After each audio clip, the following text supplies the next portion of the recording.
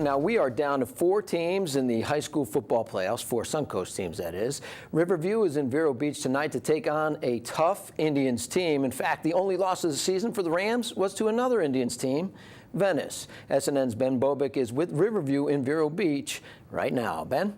Boy, do we have a big game feel here at Billy Livings Field, otherwise known as the Citrus Bowl, not to be confused with the one in Orlando. It's not called that anymore.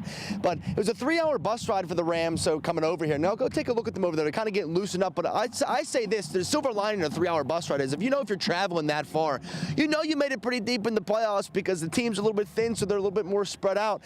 Now, I want to talk about a little bit of the key matchup here tonight, and that is the Fighting Indians offense against the Rams defense. You touched on it yesterday. The Rams and the Indians both like to score a lot of points. The Rams have scored 440 this season, and the Indians have scored 436, but they also don't like to give up a lot of points. The Rams have only given up 86 points all season long, and it has to do with a lot of things. They're getting pressure on the quarterback, and they have a stingy secondary, and it's going to be, and the key matchup I'm talking about is the Fighting Indians love to throw the ball. And when I chatted with Jay Turner, who's the senior defensive back for the Rams, he said they're trying to get them out of the comfort zone tonight, and that's kind of forcing them to run the ball, which you don't really hear too often because, when teams are kind of running the ball, they're kind of dictating the pace of play.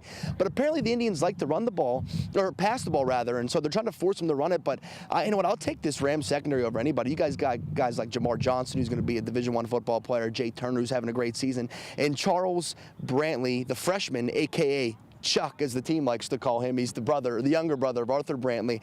So that's going to be the key matchup tonight, whether those Rams can kind of force the Indians out of their comfort zone, kind of get them on their heels, and obviously a fast start on offense would do the trick as well. But that's going to be the key. We'll see if they can and also getting pressure on the quarterback. Apparently their quarterback isn't too mobile, so I feel like if they can kind of get him out of the pocket, kind of force him to make throws that he maybe not would make on a daily basis, we could maybe find some success. But we're going to be here all night. We got the coverage. Lyndon's going to be back a little bit. We'll be back a little bit at 6:50 with the full breakdown of this matchup. Boy, tell you what, this trip was fun, and it's a great area over here. Back to you, Donnie. All right, thanks. As he said, Ben and Lyndon will have everything later tonight as well, the highlights and post-game reaction.